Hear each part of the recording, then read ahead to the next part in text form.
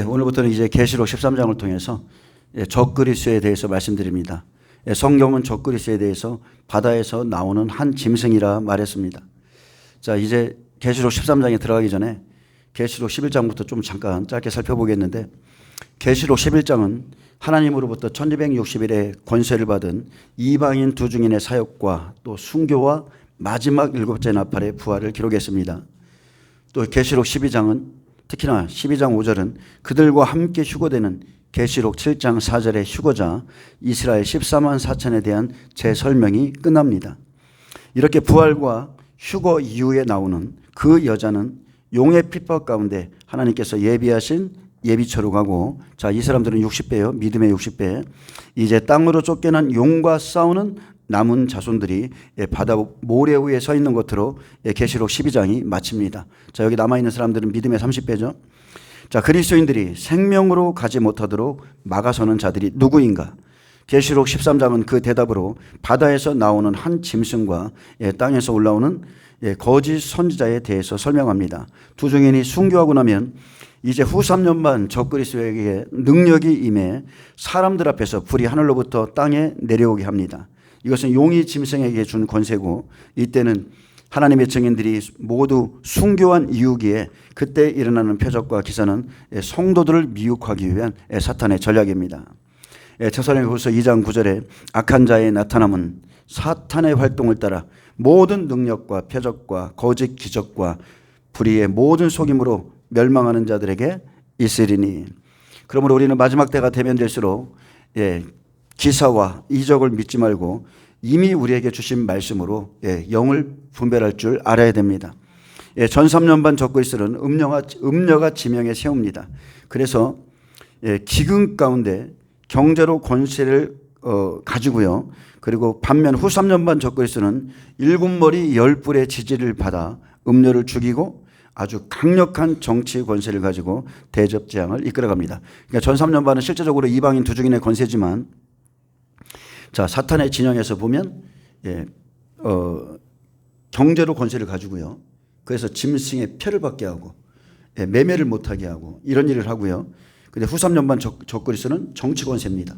경제 권세가 아니라 정치 권세로 아주 막강한 권력을 가지고 다 잡아서 우상에게 경배하지 않는 자는 며칠든지 다 죽이라고 합니다. 그때 남은 자손들은 다 숨겨야 됩니다. 13장에서 짐승을 소개하는 것은 계시록 12장에서 두 증인 부활 후 또 이스라엘 14만 4천이 휴거되고 또 60배가 예비처 간 후에 이제 남은 자손들이 있죠. 30배가 남았는데 이들을 순교시키는 짐승이 아주 강력한 권세를 받았음을 설명합니다. 계시록 13장 5절에 또 짐승이 과장되고 신성 모독을 말하는 입을 받고 또 42달 일할 권세를 받으니라. 그래서 남은 자손은 이 45일 공간에서 반드시 믿음을 지키고 순교해야 됩니다. 그러면 환난을 감해주는 75일의 시간이 다 끝나죠. 하나님께서 약속하신 그 시간 1335일까지 이 땅에서 하나의 알곡도 버리지 않고 다 추수합니다. 아멘. 그래서 남은 자손이 믿음을 지키고 순교하면 열매를 추수하는 일은 다 끝납니다. 마태복음 24장 25절에 보라 내가 너희에게 미리 말하였노라. 그러면 사람들이 너희에게 말하되 보라 그리스도가 광야에 있다 하여도 나가지 말고 보라 골방에 있다 하여도 믿지 말라. 번개가 동편에서 나서 서편까지 번쩍인 같이 인자의 임함도 그러하리라.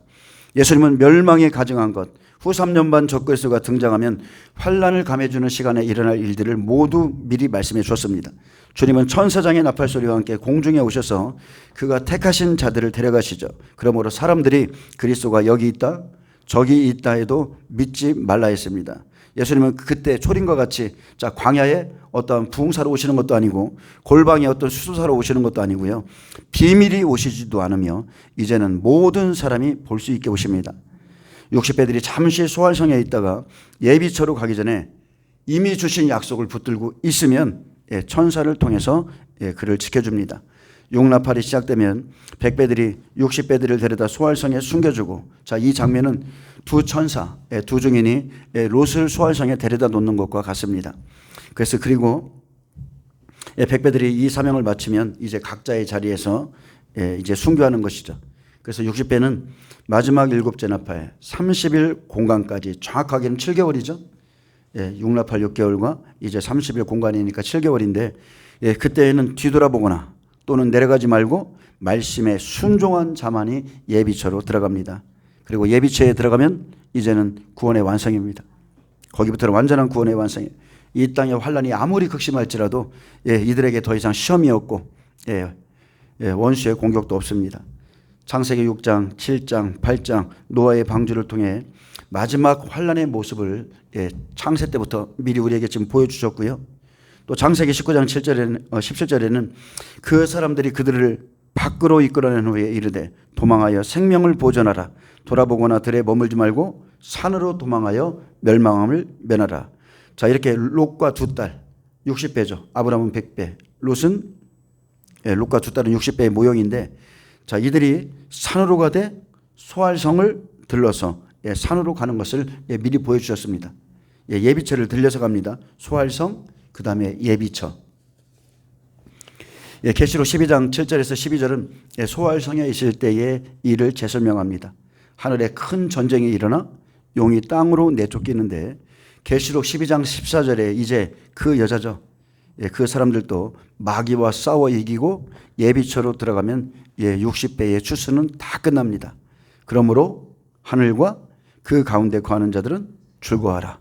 하늘 100배 사람들, 보좌로 가는 사람들, 그 가운데 거하는 자들은 예비처로 가는 사람들, 이 사람들은 즐거워하라 했습니다. 앞으로 지금 42달이 남았죠. 대접제약 42달이 남았는데 그래도 이 사람들은 즐거워하라. 구원이 완성된 사람들.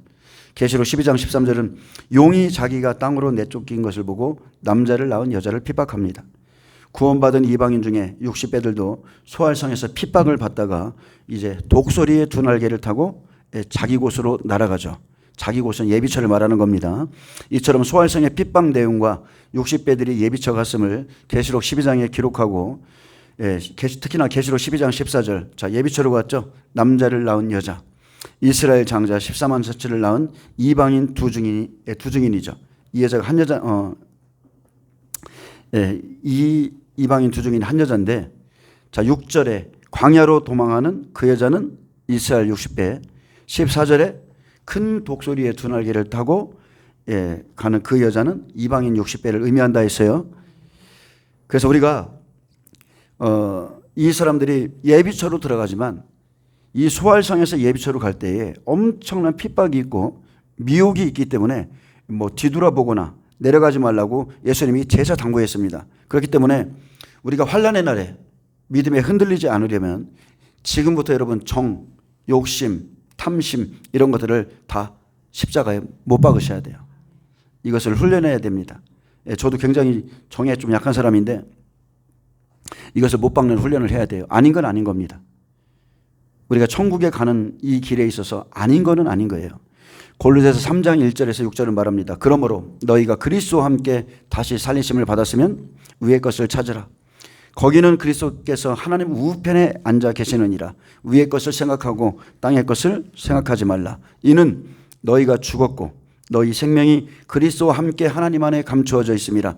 우리 생명이신 그리스도께서 나타나실 그때에 너희도 그와 함께 영광 중에 나타나리라. 그러므로 땅에 있는 지체를 죽이라.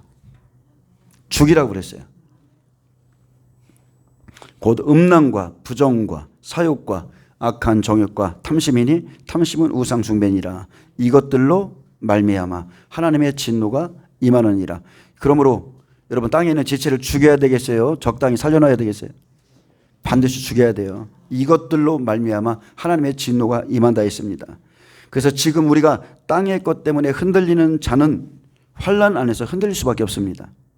그러므로 땅에 있는 지체를 지금부터 죽이셔야 되고, 내가 무엇에 약한가를 다 아시죠? 각자의 연약함들이 있어요. 여러분 그것을 훈련하셔야 돼요. 주를 위해서 버릴 수 있는 것들은 버리시기 바랍니다. 우리가 생명을 향해 가는 사람들을 가끔가다 봅니다. 영적으로 충만한 사람들을 볼 때가 있어요. 그들은 굉장히 부드럽고 하나님의 임재 안에 있는 사람들은 굉장히 부드럽습니다. 근데 그 사람들과 대화를 해보면 아주 단호한 면이 있어요. 무엇에 단호합니까? 영적인 면에 있어서는 엄청 단호해요. 영적인 생명에 관해서는 아주 타협하지도 않습니다. 아주 단호한 면을 가지고 있어요. 생각해 보세요. 배와 아버지와 금을 마저 버리고 예수님을 따랐던 제자들, 영적으로 엄청 단호한 사람들이죠. 이 사람들은 땅의 지체를 죽인 자들입니다. 언제부터요? 예수님을 만난 그 순간, 예수님을 따라가는 그 순간부터 땅의 지체를 죽였어요. 그들은 영적으로 민감하고 자신들을 앞으로 흔들리게 할 것들을 일찌감치 정리했습니다. 그들은 사탄의 공격과 전략을 분별해낼 줄 알고 시험과 핍박은 멀리서 오는 것이 아니라 가장 가까이에서 오고 가장 가까이에 있음을 저와 여러분이 알아야 됩니다. 특히나 우리가 믿었던 자들로부터 당하는 배신과 그죠? 서로 잡아주고 서로 넘겨주고. 왜요? 그들이 실족하기 때문에, 시험에 들고 실족하기 때문에 이런 일이 발생할 수 있다고 예수님이 말씀했습니다. 또 15절에서 16절은 핍박의 내용을 다시 기록하고 있는데, 여자의 뒤에서 뱀이 그 입으로 물을 강같이 토하여 여자를 물에 떠내려가게 하려 하되. 자, 뱀의 공격 무기가 뭐예요? 그 여자를 어떻게 해요? 물이잖아요. 뱀의 공격 무기는 입에서 나오는 물입니다. 자, 의인의 입은 생명의 샘이라도 악인의 입은 독을 머금었느니라. 자, 악인의 입에는 독이 있습니다. 독사에 독이 있는 거예요. 그래서 그들의 입에서 나오는 것은 쑥물입니다. 거짓이에요. 물을 토한다는 것은 갑자기 뱀이 홍수를 막 일으키는 것이 아니라, 자, 그래서 뱀의 입에서 나오는 물은 자, 비진리입니다. 아멘? 비진리, 변질된 말씀, 변질된 복음을 가지고 영혼을 죽이기 위해서 토해내는 거죠. 지금 이 시대에도 현재도 엄청난 미혹의 말들이 풀어지고 있습니다. 그리고 이 말씀과 함께 핍박도 함께 주어지죠. 예. 전 3년 반 음녀의 조종을 받아 적그리스와 거짓 선지자가 하는 일은 물을 토해서 성도들을 떠내려 가게 하는 것이죠. 이게 목적입니다. 거짓 선지자들은 무엇을 가지고 일어나요? 거짓 선지자들은 하나님의 말씀을 가지고 일하기에 우리가 말씀을 분별치 않으면 미혹을 받아서 떠내려 갑니다. 에덴 동산에 뭐라 하겠습니까? 에덴 동산에 생명나무만 먹으라고 그랬어요. 생명나무만 임으로 먹으라고 그랬어요. 근데 선악지식의 나무의 열매를 먹으면 반드시 죽으리라. 마지막 때도 마찬가지죠. 계시록에도 누구든지 우상에게 경배하거나 그의 이름표를 받는 자는 반드시 죽는 거예요.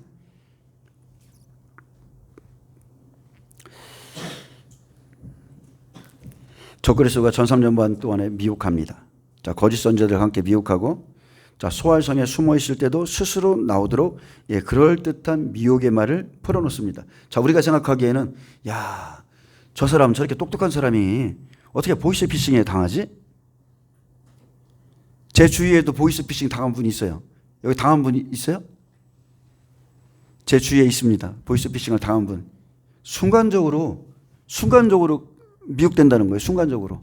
근데 사실은 이제 말로 조종당하는 거잖아요. 말로 끌어내는 겁니다. 그 사람을 조종해서 이렇게 끌어내는 거예요. 그렇게 그 장소에 가서 그렇게 할 수밖에. 근데 거기에는 뭐가 있어요?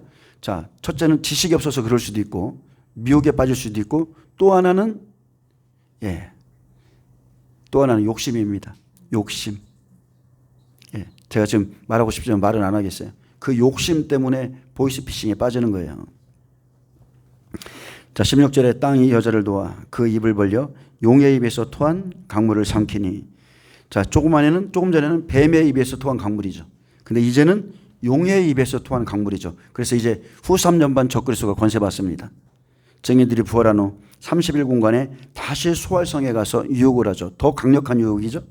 이들을 끝까지 추적해서 회유하고 박해하고 막 끝까지 쫓아가서 그러는데, 이 사람들이 미혹을 받지 않고 예비처로 가니까 이제 용이 분노해서 여자의 남은 자손에게 가서 엄청난 고통을 주는데 핍박하고 죽이고, 경배하지 않으면 며칠든지 다 죽이게 하고 이런 일을 하는 거죠. 그러나 믿음을 지키면 어때요? 땅이 입을 열어 여자를 도와줍니다. 우리가 지난 시간에 살펴봤죠? 모세를 대적했던 고라, 다단, 그 지휘관 250명이 다 모여서 모세와 아론을 대적했을 때 하나님께서 들으셨죠. 그리고 땅이 입을 벌려서 산채로 그들을 다 음부에 삼켜버렸듯 하나님께서 용의 핍박 가운데 땅에 입을 벌려서 그 여자를 도와주십니다. 자, 어떤 사람들이에요? 이 엄청난 핍박 속에서 끝까지 믿음을 지키는 자들을 그렇게 도와주는 겁니다. 초자연적인 역사가 일어납니다. 계시록 12장 17절에 용이 여자에게 분노하여 돌아가서 그 여자의 남은 자손 곧 하나님의 계명을 지키며 예수의 증거를 가진 자들과 더불어 싸우려고 바다 모래 위에 섰더라. 자, 이제 한 사람이 남았습니다. 용이 여자에게 분노하여 돌아가듯 이제 60배까지 예비처로 가고 나면 적그리스도가 더 분노합니다.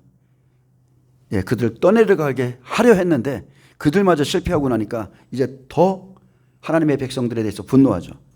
분노의 대상은 이제는 딱 하나입니다. 완전히 정해졌습니다. 그 여자의 남은 자손 30배.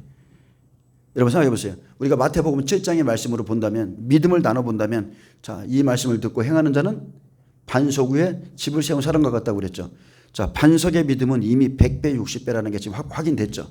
그래서 그 하늘과 그 가운데 거하는 자들은 즐거워라고 그랬고, 이제 모래신앙이 남은 거예요. 모래신앙. 듣긴 들었어요. 진리를 다 들었어. 근데 행치는 않았던 사람들. 그나마 육에 속한 사람들이죠.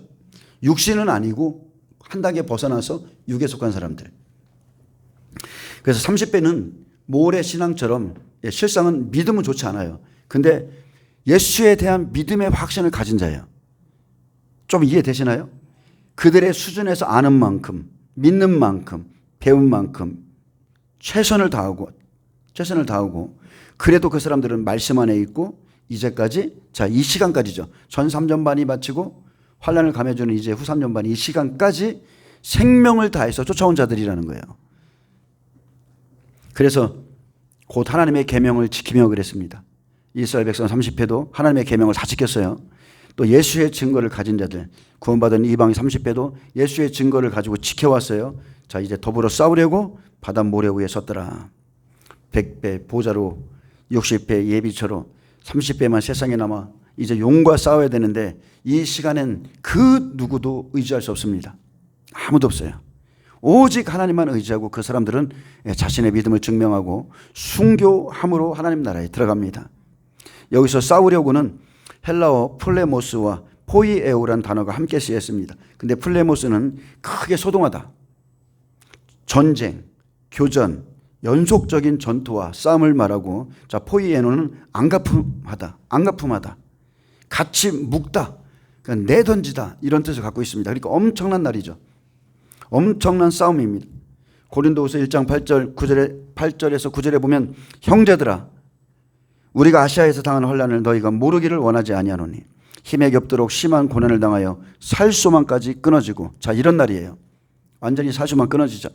우리는 우리 자신이 사형 선고를 받은 줄 알았으니 이는 우리로 자기를 의지하지 말고 오직 죽은 자를 다시 살리시는 하나님만 의지하게 하려 하심이라. 자, 바울은 아시아에서 환난을 당했지만 살았죠. 왜? 복음을 전파해야 되기 때문에. 근데 지금 이 시점은 그런 시점이 아니죠.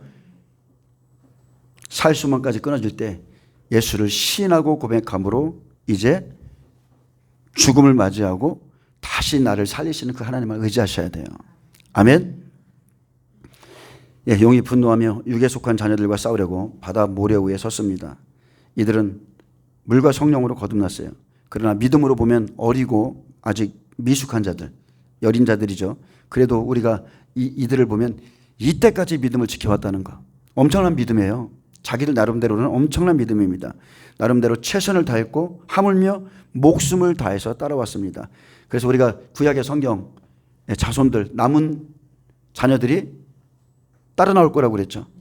생명 있는 자들이 있어요. 자, 그들은 하나님의 계명을 지키고 예수의 증거를 가진 자들이기에, 자, 다른 건 모르겠어요. 말씀은 잘 몰라. 좀 덜 깨달았어. 근데 하나는 딱 중심에 갖고 있어. 그게 뭐예요? 예수 때문에 죽으라면 죽을 각오가 돼 있는 사람들이에요. 아멘. 바울이 말했습니다. 지금이 오직 죽은 자를 다시 살리시는 하나님을 의지할 시간이다. 어차피 인생은 한판이에요. 어차피 인생은 한판입니다. 그리고 이 시점까지 가면 살아봐야 얼마나 살겠어요. 아무리 많이 산다 해도 그 42살 아니에요?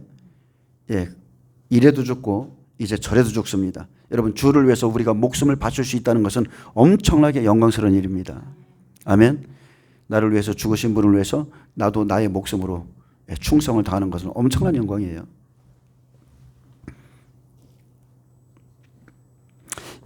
계시록 14장 11절 12절에 짐승과 그의 우상에게 경배하고 그의 이름표를 받는 자는 누구든지 밤낮 쉼을 얻지 못하리라. 성도들의 인내가 여기 있나니. 자, 우리에게 필요한 건 뭡니까? 인내입니다.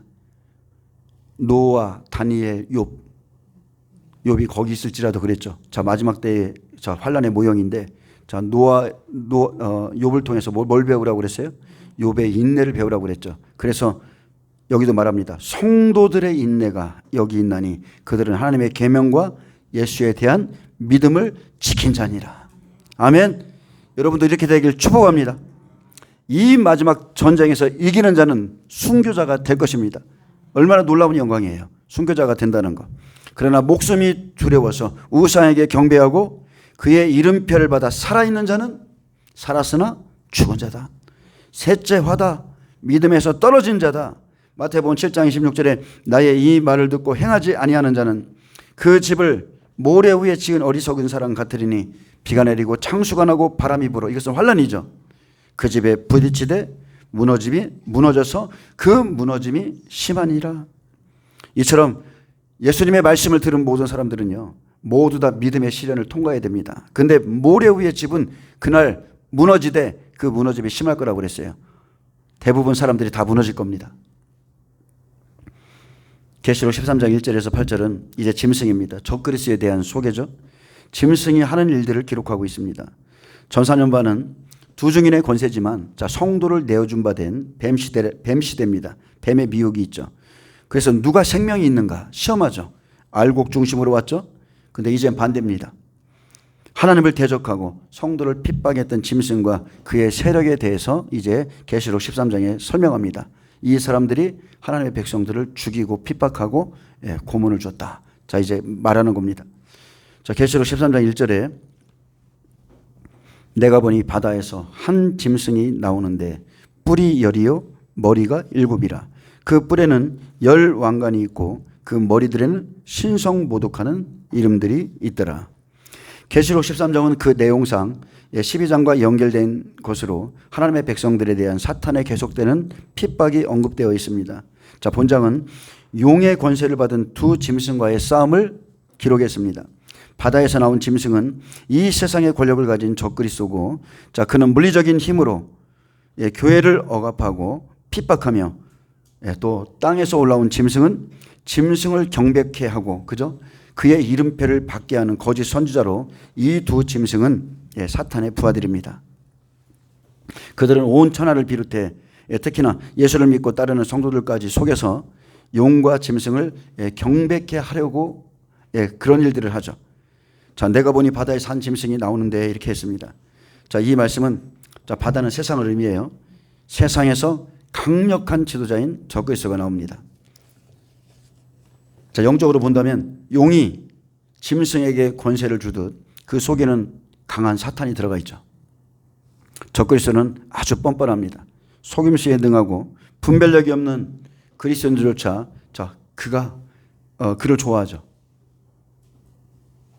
그리스도인들조차 환영하는, 그리스도인들이 환영하는 한 나라의 정치 지도자가 적그리스도로 세워질 겁니다. 다니엘서 8장 23절에 보면 이 네 나라 마지막 때에 반역자들이 가득할 쯤에 한 왕이 일어나리니 그 얼굴은 뻔뻔하며 속임수에 능하며 그 권세가 강할 것이나 자기의 힘으로 말미암은 것이 아니며 그가 장차 놀랍게 파괴 행위를 하고 자유로 행하며 형통하며 강한 자들과 거룩한 백성을 멸하리라. 그가 꾀를 베풀어 제 손으로 속임수를 행하고 마음에 스스로 큰 체하며 또 평화로운 때에 많은 무리를 멸하며 또 스스로 서서 만왕의 왕을 대적할 것이나 그가 사람의 손으로 말미암지 아니하고 깨지리라. 자, 이런 짐승이 나옵니다. 자, 짐승이 하는 일이 뭡니까? 짐승이 뭐를 잡아먹어요? 양떼를 잡아먹어요. 시편 49장 20절에 보면 종기에 처하나 깨닫지 못한 사람은 멸망하는 짐승 같도다. 적그리스도는 전 세계의 나라를 다스릴 한 왕이죠. 그는 하나님의 양들을 대적하고 잡아먹기에 짐승으로 지금 표현하는 겁니다. 자, 종기에 처하나 그랬죠. 누구든지 종기에 처하게 했지만, 예수 안에 있게 했지만, 쉽게 말하면 누구든지 예수님의 생명 안에 있으면 존귀하지만 그 안에 진리를 깨닫지 못하면 멸망하는 짐승과 같습니다. 교회에 나왔다고 다 구원받는 게 아니에요. 깨닫지 못하면 멸망하는 짐승과 같습니다. 짐승의 길을 가는 겁니다. 그들은 하나님을 대적하게 되죠. 적그리스도는 사람들이 좋아할 만한 많은 것들을 갖고 있습니다. 특히나 그는 카리스마가 있어요. 육신적으로 사람들이 좋아할 만한 매력도 있고 그들이 원하는 것을 주는 것 같지만 장차 놀랍게 파괴 행위를 하고 그리스도인들을 핍박하고 그가 거룩한 백성을 멸하는 일에 그 일을 하는 겁니다. 그래서 적그리스도와 거짓 선지자는요, 육의 것을 세워줍니다. 그렇지만 영은 죽이죠. 그런데 하나님의 종들은 육은 죽이되 복음으로써 영을 살리는 일을 하죠. 하나님은 베드로에게 땅의 짐승들을 보여줬습니다. 자, 고넬료 집에 가기 전에 보자기 환상을 보여주셨죠. 그리고 고넬료의 가정에 가서 이 짐승들을 잡아먹으라 했어요. 이처럼 복음으로써 짐승들을 잡아먹어야 되는데, 자, 후 3년 반 적그리스도가 서면 강한 권세를 받은 짐승이 오히려 성도들의 영혼을 잡아먹습니다. 전 3년 반의 두 증인의 권세는 그죠? 복음으로써 짐승들을 잡아먹었는데 후 3년 반은 거꾸로죠. 우리의 몸은 여러분 영을 담는 그릇이에요. 우리 몸 안에는 사람의 영이 있고 하나님의 영이 있든지 사탄의 영이 있든지 반드시 거합니다. 그래서 더 충만한 쪽의 영향력을 받고 살아요. 충만한 쪽에 우리가 통치를 받고 삽니다. 그래서 우리가 누구의 통치를 받을까는 자기가 결정하셔야 돼요. 내가 하나님께 더 많은 시간과 하나님으로부터 영적인 양식을 공급받으면 그분의 통치를 받게 되는 것이고, 세상에 속한 미디어의 말을 따라가거나 세상에 속한 말을 듣고 따라가면 어둠의 영역에 더 많은 통치를 받게 되는 겁니다. 우리 안에 있는 성령이든지 아니면 마귀든지 충만한 쪽에 지배를 받는다는 것을 꼭 아시기 바랍니다. 그래서 우리가 육신에 이끌리든지 영에 이끌리는 거예요. 결국은 강한 쪽에 마지막에는 잡아먹히는 겁니다. 아멘? 영적 싸움 해야 되겠어요? 안 해야 되겠어요? 해야 돼요. 우리가 지금 육신에 이끌리고 있다면 내가 사탄의 영역에 더 가까운 거예요. 내가 지금 하나님의 영에 이끌리고 있다. 영적으로 충만하다. 우리가 그렇게 돼야 됩니다. 자, 바다에서 나오듯이 적그리스도는 세상에서 나옵니다. 자, 모세의 출애굽 때 애굽은 세상이었죠. 예수님께서 출애굽시킬 때, 예수님이 오셨을 때 로마도 세상이었어요. 자, 지금 우리는 세상에 처해 있습니다. 근데 문제는 뭐냐면, 더 중요한 게 뭐냐면, 자, 믿는 자들 안에 있는 세상이에요. 예루살렘 안에 세상이 있었죠. 이게 문제가 뭐냐면요, 때를 모르는 종교적인 생활은 세상에 있는 것과 같다는 거예요. 교회 안에 있는데 때를 몰라. 여전히 세상에 속해 있는 거예요. 초림에 예수님께서 오셨을 때, 자, 메시아를 기다리지 않는 사람들, 하나님의 언약을 믿지 않는, 그냥 오직 우리는 선민이야 이렇게 말하면서 율법 안에 있는 것, 이게 세상인 거예요. 아멘. 그리고 결국 세상에 속한 자는 멸망했습니다. 때를 모르는 자는 멸망하는 겁니다. 메시아가 누군지를 몰라요. 이처럼 우리도 똑같습니다. 예수를 믿어도 오실 예수를 기다리지 않는 자는 세상에 속한 자입니다. 지금 때가 되었음에도 시대를 분별치 못하고 이 세대가 지나가기 전에 인자가 오리라는 그 약속, 무화과나무의 비유를 배우라. 이 세대가 지나가기 전에 인자가 오리라. 이 약속도 없이 그냥 오늘만 좋으면 돼. 교회 생활만 하는 것도 그도 세상에 속한 자예요. 소린과 똑같습니다. 하나님은 먼저 광야에 외치는 자의 소리를 듣게 하세요. 근데 오실 그 메시지를 듣고 오실 메시아를 준비치 않으면 그도 멸망합니다. 이스라엘 백성은 율법 안에 있다가 구원받았습니다. 우리는 어떻습니까? 우리는 세상에서 구원받았죠. 그리고 복음의 약속을 믿고 다시 오실 예수를 기다리는 자들만이 그날에 구원받습니다. 바다에서 나오는 짐승은 구약의 계시록 구약의 계시록인 다니엘서 2장, 다니엘서 5장, 또 8장, 계시록 13장을 중심으로 자 이렇게 우리가 골고루 살펴봐야 됩니다. 자 이제 쭉 살펴볼 건데, 자 데살로니가 후서 2장 3, 4절에도 마지막 때 한 왕 멸망의 아들이 뽑힌다고 했습니다. 그가 어떤 자냐? 자기를 하나님이라고 하는 자입니다. 누가 어떻게 하여도 너희가 미혹되지 말라. 먼저 배교하는 일이 있고 저 불법의 사람 곧 멸망의 아들이 나타나기 전에는 그날이 이르지 아니하리니 그는 대적하는 자라. 그는 무엇을 대적해요? 하나님과 그분의 진리를 대적합니다. 또 신이라고 불리는 모든 것과 숭배함을 받는 것에 대항하여 그 위에 자기를 높이고, 자 원문에 보면 스스로 위로 올리다는 뜻이에요. 거만하게 되다, 지나치게 자신을 높인다. 그래서 우리도 목회자들이 처음에는 순수했다가 하나님께서 큰 축복을 주면 지나치게 자신을 높이는 사람들이 있죠. 그 멸망의 지름길입니다. 그리고 자, 그 위에 자기를 높이고 하나님의 성전에 앉아 자기를 하나님이라고 내세우느니라. 교만의 끝은 하나님입니다. 자기를 하나님이라고 내세우는 거예요. 바울은 분명 말했습니다. 누가 어떻게 하여도 너희가 미혹되지 말라. 반드시 배교하는 일이, 배도하는 일이 먼저 일어나고 자기를 하나님이라 내세우는 멸망의 한 아들이 나타날 것이라고 그랬습니다. 여러분, 배도가 먼저입니다. 종교 지도자들이 배도하고 성도들이 진리를 배반하죠. 지금은 교계 대부분, 지도자들의 대부분이 다 배도했습니다.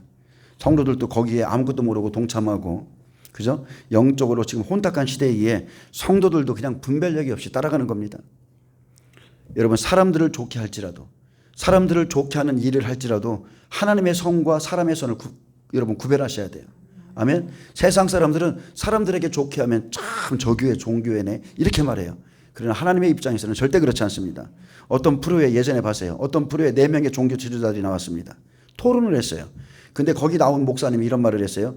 자기 자식이 대학에 합격하도록 이 4명, 이 종교 지도자들, 그죠? 가톨릭, 불교, 또 하나가 뭐였더라 그때? 그 사람들이랑 같이 자기 자식이 대학교 가도록 같이 중보기도 했다는 거예요. 그러면은 누구의 이름으로 누구에게 기도한 거예요? 목닥치면서 주여, 저 목사님 아들이 주여는 아니지 저 목사님 아들이 대학에 붙게 하옵소서. 그렇게 말이나 돼요 이게? 여러분, 우리의 구원자는 누구세요? 오직 예수님밖에 없어요. 근데 외식하는 자들이 이렇게 종교 행위에 빠져 있으면 자기들이 지금 뭐를 하는지도 몰라요. 천사 활동, 천사모, 가톨릭, 기독교, 불교 막 이렇게 모여가지고 착한 일 한다고. 한 번은 내가 니네 집 가서 설교할게. 한 번은 니들이 와. 자, 천안에서도 한 번 아주 몇 년 전에 난리가 난 적이 있었어요. 강대상에 우상을 섬기는 자 여기다 딱 세워놔가지고 난리가 났었죠. 말이 안 되는 겁니다. 근데 지금도 일반적인 성도들이 자 이렇게 말하면은 어떻게 그렇게 할 수 있냐 그러는데, 누구야? 그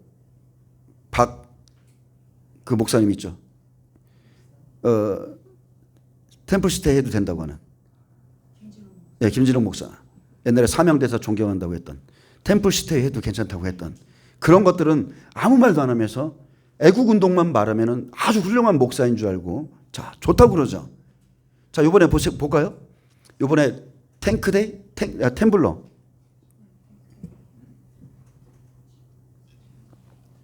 전 두 개 다 관심이 없어요. 왜 관심이 없냐면, 우파고 좌파고 저에게는 그런 게 문제가 안 돼요.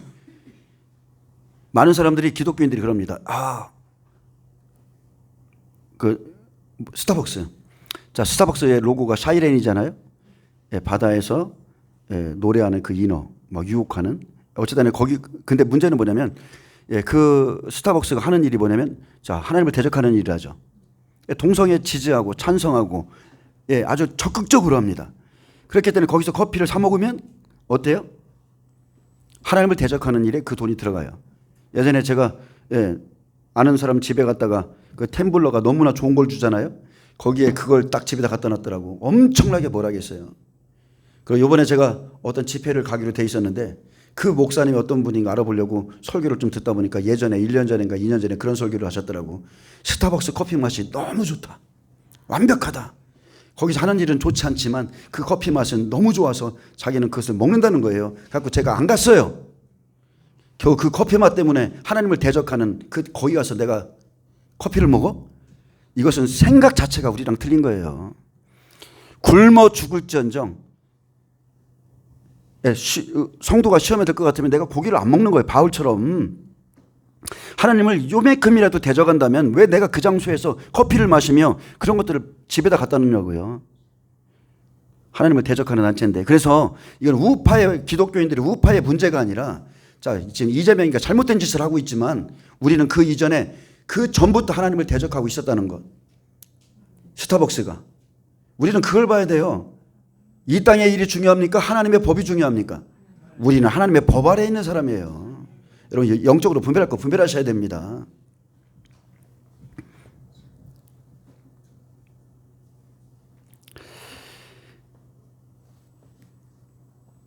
외식하는 자들이 지금도 WCC 끌어들이고 WEA, NCCK, 이제 로잔 대회까지 막 그냥 아주 다 한국에다가 아주 잡신들을 다 끌어다 놨어요. 근데 그들이 그런 일을 하는 것을 조금도 부끄러워하지 않습니다. 통합도 그랬죠? 제2차 WCC 우리는 적극적으로 찬성한다. 예, 고영모 목사였나? 예, 고영모인가? 예, 부끄러운 줄도 몰라요. 자기들이 하는 일을 부끄러운 줄도 몰라요. 자, 생각해 보세요. 지금 종교 통합을 외치는 자들이 그날 적그리스도를 경배하라는 일이 이게 쉬울까요? 여러분, 그건 어려운 일도 아닙니다. 지금 그런 일을 하는 사람들, 예수 외에 구원의 길이 있다고 하는 사람들과 연합하는 사람들이 그날에 적그리스도를 경배하는 것은 너무나 쉬운 일이에요. 며치든지 경배하지 않으면 며치든지 다 죽이게 하더라. 누가 해요? 거짓 선지자들이 하는 일이에요. 사탄의 영이 들어갔습니다. 사탄의 영이. 우리가 계속적으로 살펴봤지만 한 일회가 시작되기 전에 일어날 매뉴얼이 있죠. 첫째는 7년 평화협정이 맺어지고, 둘째는 이스라엘이 짐승 제사와 예물을 드리기 위해서 그들이 원하는 그 율법성전 제3성전이 세워져야 되고요. 또 그곳에 강력한 정치 지도자인 적그리스도가 등장해야 됩니다. 이렇게 세 가지가 다 세워져야 7년 환란에 들어가고 이방인 두 증인이 들어가고, 자, 다니엘서 9장 27절에 이 말씀이 잘 나와 있죠. 자, 한 일의 언약이 이 안에 다 들어 있습니다. 제가 좀 읽어드리겠습니다. 그가 장차 많은 사람들과 더불어 한 일의 동안에 언약을 굳게 맺고, 그래서 7년 평화협상이 있기에 전 3년 반에는 육적 전쟁이라는 게 없어요. 이해되시죠? 이것은 종교전쟁이에요. 영적 전쟁. 그의 성도를 내준 바 되었다고 그랬죠? 이것은 영적 전쟁, 종교전쟁인 겁니다. 그래서 계속 계시록을 보면 천사들, 용, 미가엘, 사탄 계속 영에 대해서 나오는 거예요. 자, 그 일의 절반에 제사와 예물을 금지할 것이며, 이렇게 전 3년 반 두 증인의 사역이 마치고, 자, 75일 공간까지죠. 그 일의 절반에 제사와 예물을 금지시킵니다. 또 포악하여 가증한 것이 날개를 의지하여 설 것이며, 자, 후 3년 반 적그리스도가 자, 권세를 받아 서죠. 예, 일곱 머리에 지지를 받습니다. 또 이미 정한 종말까지, 여러분 종말은 정해져 있어요. 후 3년 반 42달 남았습니다. 하나님의 진노의 대접을 마실 때까지고, 진노가, 자, 여기서 진노는 하나님의 대접 재앙이죠. 대접이고, 황폐하게 하는 자에게, 자, 황폐케 하는 자에게는 하나님을 대적한 자, 복음에 불순종한 자, 우상에게 경배하지 말라 했는데 우상에게 경배한 자, 짐승의 패를 받지 말라 했는데 짐승의 패를 받는 자에게 쏟아지리라 하였느니라. 그래서 계시록 16장 1절에서 17절까지 7 대접 재앙이 쏟아질 때 첫 번째가 우상 숭배하고 짐승의 패를 받은 자에게 악성 종기가 나는 것이고, 이 일은 이미 작정된 일이다. 다니엘에게 예언을 해놓으셨어요. 이렇게 될 것이다. 완전히 작정된 거예요. 그래서 우리는 하나님이 작정해 놓으셨기 때문에 누가 뭐라고든지 옆에서 저거 극단적인 종말론자 하든지 마든지 상관없어요. 이 세대가 지나기 전에 주님 오신다니까요. 그들은 안 믿어줘도 우리는 믿어져. 우리가 은혜 받았기 때문에 믿어지는 거예요.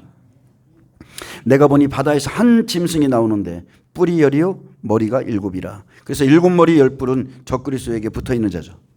8머리 중 하나가 적그리스도로 나오고, 완전히 망했다가 음녀의 도움으로 일어선 나라 중 하나가 적그리스도로 세워집니다. 죽었다가 살아난 자 같은 사람. 자, 그것은 어느 나라예요? 가톨릭 나라입니다. 영국이나 이태리, 유럽에서 나올 것이고, 자, 뿌리열이요. 자, 10이라는 숫자는 완전수입니다. 땅의 완전수예요. 많은 나라들이 한 나라가 되어 있습니다. 창세기 11장 바벨탑을 세우듯이 완전히 마지막 때 나라들이 하나로 뭉칩니다. 전 3년 반에는 경제 때문에, 후 3년 반은 정치 때문에 권력을 가지고 뭉쳐요. 자, 그래서 계시록 12장 3절에 자, 뿌리 열이요 그랬죠? 계시록 12장 3절에 하늘에 또 다른 이적이 보이니 보라 한 큰 붉은 용이 있어 머리가 7이요 뿌리 열이라 그 여러 머리에 7 왕관이 있는데 또 계시록 17장 12절에 내가 보던 10뿔은 열왕이니 아직 나라를 얻지 못하였으나 다만 짐승과 더불어 임금처럼 한동안 권세를 받으리라. 자, 10뿔도 짐승처럼 일시적인 권세를 받습니다. 그리고 이 사람들 모두가 하나님의 성도들, 거룩한 성도들을 다 대적합니다. 대적하고 괴롭히고. 자, 10뿔은 열왕이니 했죠. 10뿔은 열왕이니. 그러면 뿔이 왕이에요. 열왕은 전 세계 정치 지도자. 짐승은 적그리스도. 한 나라의 정치 지도자 중에 세워진 자고. 자, 성경에서 뿔은 권세를 의미하죠. 전 3년 반에는 무역을 통해 권세 잡습니다. 왜냐하면 일나팔이 부러지자마자 7년 기근이 시작되기에 그때는 경제가 권세예요. 한 데나리온의 밀한대, 한 데나리온의 보리석대. 근데 이것조차 짐승의 표를 받은 자만 살 수 있어요. 그래서 경제가 권세고 열왕은 이제 유럽 공동체가 하나가 되어서 무역과 경제로 세계를 이끌어갑니다. 지금은 8머리죠. 예, 그중에 적그리스도가 뽑히면 이제 7머리입니다. 자, 적그리스도가 하는 일은 하나님을 향하여 신성 모독하는 말을 합니다. 자기를 가리켜 신이라 말하고 그들이 하나같이 전 3년 반에 그들이 하나같이 하나님을 대적하고 진리를 회방하며 믿는 자들을 아주 강하게 핍박합니다. 그래서 전 3년 반에 10뿔 유럽 공동체가 경제로 확실한 권세를 가지고 그들이 경제와 무역을 완전히 장악해서 짐승의 표를 받게 하고 결국 우상 숭배하게 해서 많은 사람들을 지옥으로 끌고 갑니다. 이것을 피할 수 있을 거라고 생각해요. 이것을 깊이 묵상해 보지 않은 사람들은요, 그날 가면 피할 길이 있겠지. 야, 짐승의 표까지 그 안 받고도 뒤에 가서 우리 매매할 수 있어, 뭐 할 수 있어, 이런 생각을 한단 말이에요. 여러분, 그런 시대가 아니에요. 그런 시스템도 아니에요. 제가 어제 어떤 카톡에 올라온 걸 보니까, 자, 중국입니다. 중국. 예전에도 올라왔었어요. 중국의 집 문 앞에 뭐를 붙여요? QR코드를 붙입니다. 근데 거기에는 뭐가 들어있냐면, 자, 정부에 협조한, 당에 협조한 사람들의 점수가 매겨져 있는 QR코드가 있어요. 그래서 협조하면 정부가 좋은 점수를 주고, 그리고 이웃이 이웃을 고발하게 만들어 놨어요. 이 집은 정부 협조하지 않는 사람이야. 하라는 대로 안 해. 자, 이런 시스템. 그리고 그들이 하라는 대로 안 하면 통장에 다 쓸 수가 없습니다. 뭐 버스 타고 지하철 타고 어디 들어가고 하물며 집 들어갔다 나왔다는 것도 못해요. QR코드가 없으면. 여러분, 마지막 시대가 어떤 시대인지를 잘 아셔야 돼요. 준비되지 않은 사람들은 결국은 다 지옥으로 들어갑니다. 계시록 14장 9절에 만일 누구든지 짐승과 그의 우상에게 경배하고 이마에나 손에 표를 받으면 그도 하나님의 진노의 포도주를 받으리니. 자, 이 사실은 다 알죠. 그 진노의 잔에 섞인 것이 없이 부은 포도주라 거룩한 천사들 앞과 어린 양 앞에서 불과 유황으로 고난을 받으리니 그 고난의 연기가 세세토록 올라가리라. 짐승과 그의 우상에게 경배하고 그의 이름표를 받는 자는 누구든지 밤낮 쉼을 얻지 못하리라. 모든 그리스도인들이 잘은 몰라도 이 말씀은 대충 다 알고 있습니다. 아, 짐승의 표 받으면 안 돼.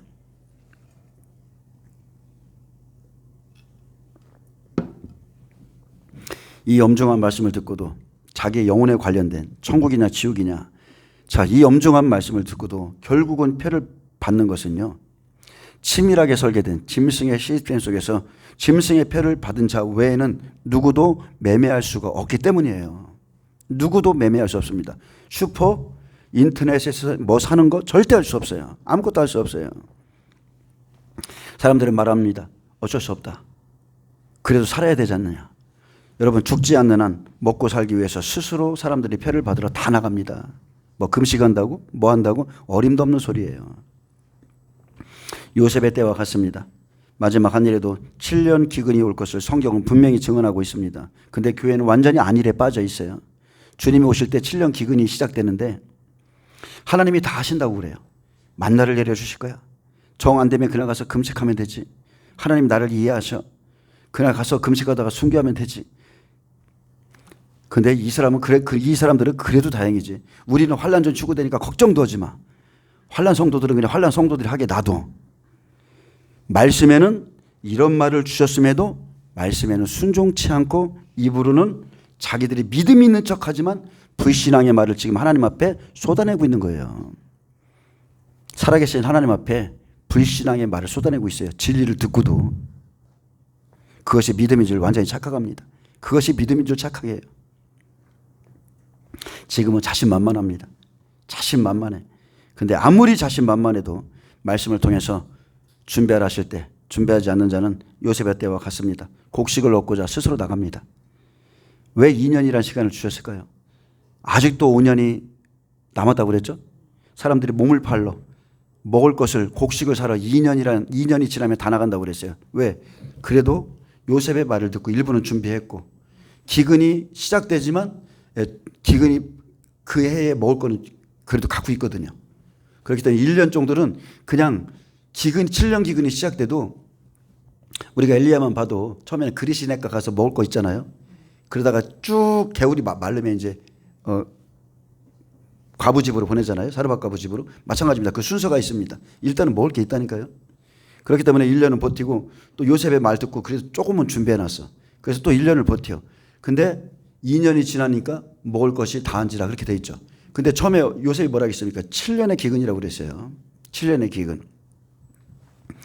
근데 사람들이 자기의 생각대로 마지막 때를 준비하면서도 하나님이 하실 거라고 생각합니다. 근데 절대 그렇지 않습니다. 제대로 준비되지 않는 사람들은 자기 몸을 먹을 것과 바꾸기 위해서 스스로 팔러 나갑니다. 내 몸을 사소서, 먹을 것을 주고 사소서. 바로에게 팔죠. 마지막 때는 음료의 상품이 되는 겁니다. 영혼들이 거래됩니다. 사람들의 영혼이 음료의 상품 속에 있어요. 그날은 완전히 덕과 같이 임합니다. 사람들은 덫에 걸리면 절대 빠져나올 수 없다는 걸 몰라요. 예수님은 말씀했습니다. 그날은 덕과 같이 임할 거라고.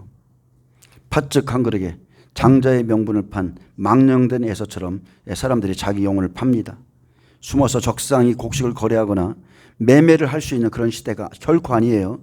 그런 망상을 버려야 여러분이 사는 겁니다. 준비하지 않으면 절대로 그날에는 구원받지 못한다. 우리가 요셉을 보면 종말 시대예요. 요셉은 종말 시대입니다. 마지막 때 이런 일이 있습니다. 계시록 13장 15절에 또 짐승의 우상에게 경배하지 아니하는 자는 몇이든지 다 죽이게 하더라. 자, 하나는 우리가 준비해야만 사는 것이고 또 하나는 강제적입니다. 누구든지 짐승의 우상에게 경배하지 아니하는 몇이든지 다 죽이게 하더라. 우상 숭배는 여러분 강제적이에요. 그렇기 때문에 짐승의 우상에게 경배를 거부하는 자는 그냥 순교의 제물이 되는 겁니다. 몇이든지 다 죽인다. 그러나 그래서 예수님이 끝까지 견디는 자는 구원을 얻으리라 했어요. 예수님께서 경고하신 대로 우상 숭배, 폐사권 이 두 가지를 이겨야 100배든 60배든 30배든 그 사람들이 다 구원을 얻게 됩니다. 한 왕이 뽑히면 전 3년 반 들어가는 시점입니다. 평화협정, 율법성전, 전 3년 반에 음녀가 지명한 적그리스도가 등장하죠. 계시록 13장 1절 환란의 시작점에 적그리스도가 세워지지만 이때는 실제적인 권세는 음녀가 가지고 열불, 유럽 공동체의 권세입니다. 경제 권세. 그러나 후 3년 반 적그리스도는 음녀를 죽여요. 날개를 의지해 일어납니다. 후 3년 반은 완전한 적그리스도의 권세, 7머리 정치 권세, 42달 대환란, 강력한 핍박과 죽음만이 기다립니다. 또 그 뿔에는 열 면류관이 있고, 자, 면류관, 7년 기근, 극심한 기근으로 먹을 것이 없기에 무역이 권세입니다. 뿔의 면류관은 허락된 권세죠. 이때 주어지는 권세는 허락된 거예요. 그래서 우리가 먹을 것이 얼마나 중요한지를 여러분 깨달으셔야 돼요. 그날의 곡식은 권세입니다. 사람들의 금과 은을 오물처럼 여기고 버릴 거라고 그랬어요. 먹을 것을 사기 위해서. 그래서 우리에게 준비케 하시는 거예요.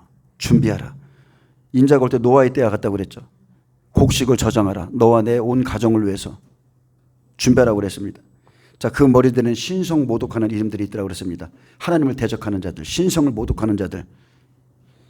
이 머리들, 지도자들이 하나님을 완전히 대적합니다. 하나님의 진리를 회방하고 자기들을 가리켜 신이라 하고 하나님의 자리에 앉아 그의 거룩한 성도들을 핍박합니다.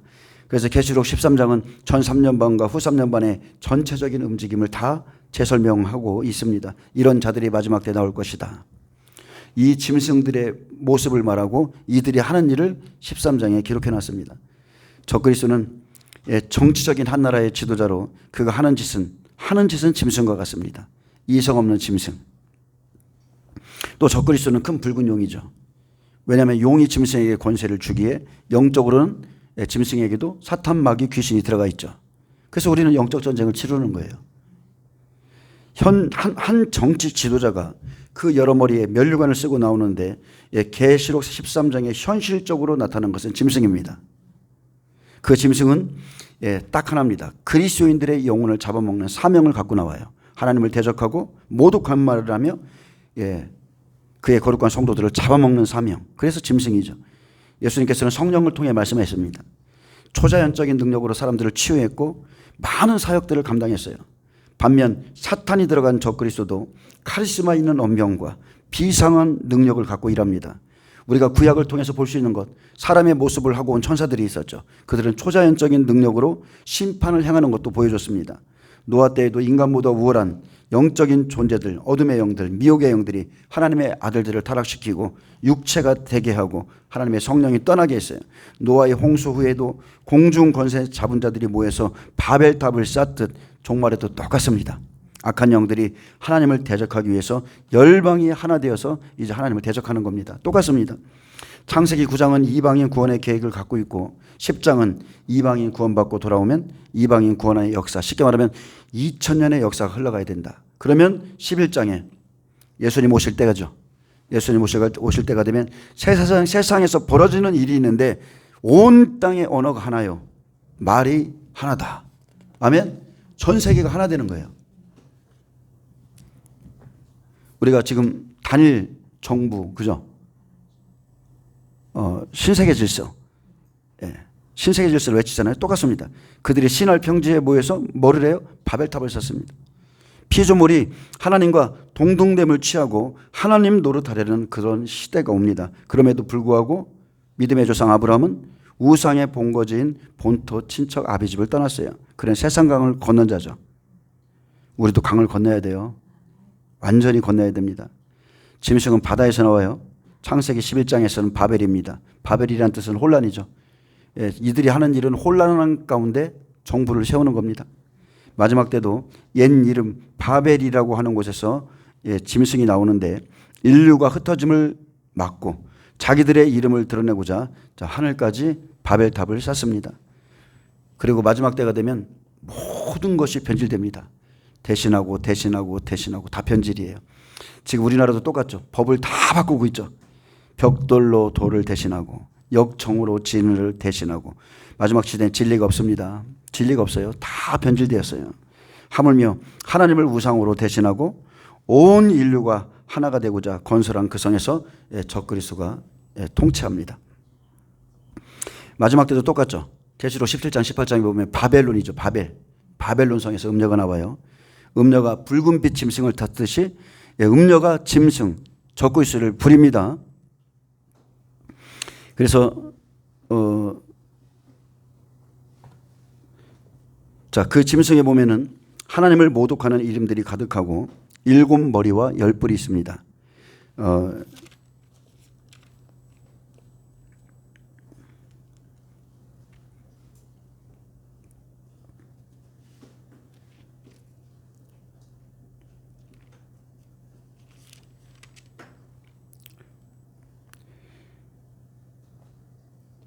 우리가 영적인 것을 좀 알아야 되는데 영적으로도 여러분 영적인 것은 전이가 됩니다. 영적인 것은 전이가 되게 돼 있어요.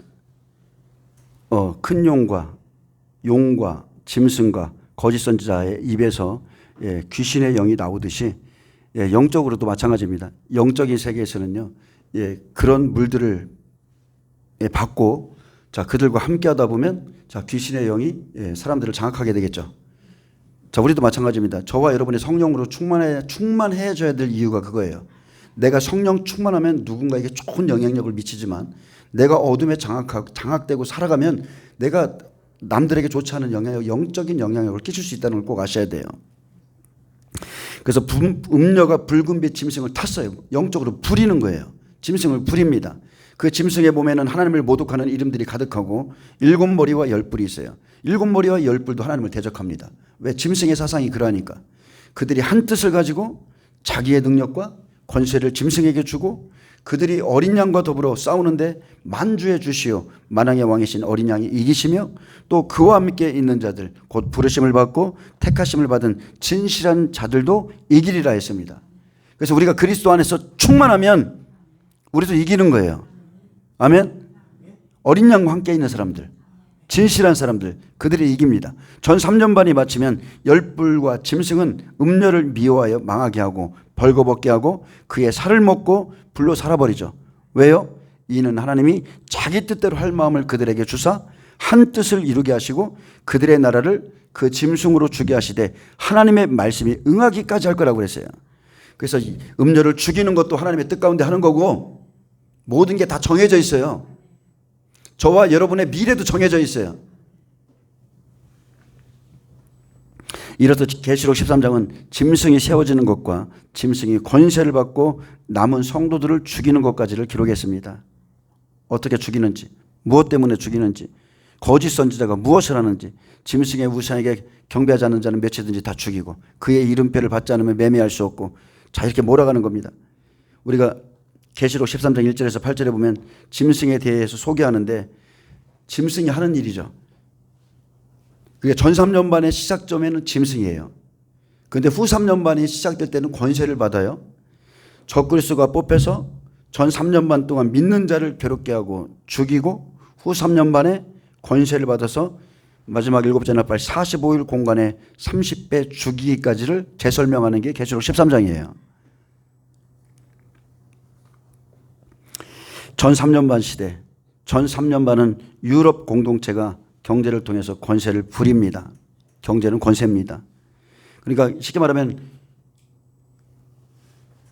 이방인 투중인의 권세지만 반대편에서 보면 전 3년반은 음녀의 권세예요. 왜냐하면 정치 지도자를 주무르거든. 음녀의 권세면서 10뿔, 쉽게 말하면 경제 권세를 가지고 있고 후 3년반은 적그리스도의 권세며 7머리 지지해 주죠. 완전한 정치 권세를 가져요. 엄청난 힘입니다. 그리고 그 머리들에는 참남한 이름들, 하나님을 대적하는 이름들이 있다고 그랬어요. 그래서 지도자들이 각 나라의 지도자들이 모두 똑같습니다. 하나님을 다 대적합니다. 하나님의 진리를 회방합니다. 자기들 가리켜 신의를 하고 하나님의 자리에 앉아서 그의 남은 성도들을 다 죽이는 겁니다. 우리가 이런 때를 살고 있어요. 우리가 세상이 지금 어떻게 돌아가고 있는지를 깨달아야 됩니다. 영적으로 여러분 준비하세요. 계시록 13장만 봐도 용이 짐승에게 권세를 주고 그죠? 또 거짓 선지자도 짐승에게 또 권세를 주고 생기를 부어주고 막 여러 가지 일을 합니다. 그렇기 때문에 지금 우리에게 일어나는 모든 일들이 영적인 거라는 걸 아셔야 돼요. 하늘에서 어떤 일이 일어나고 우리의 삶에 그것이 영향력을 미칩니다. 기도하시고 꼭 승리하시길 축복합니다. 기도하겠습니다. 주님 감사합니다. 이 마지막 시대에 저희가 무엇을 준비해야 되며 주께서 말씀하신 이 전쟁에서 승리하기 위해서 무엇에 힘써야 되는지 깨닫게 해주시고 노아의 때처럼 먹고 입고 마시고 또 시집가고 장가가는 그런 어리석은 삶을 살지 않도록 깨어 근신하며 정신 차릴 수 있도록 은혜 베풀어 주시옵소서. 감사하며 예수님의 이름으로 기도합니다. 아멘. 하나님께 박수를 해드립니다.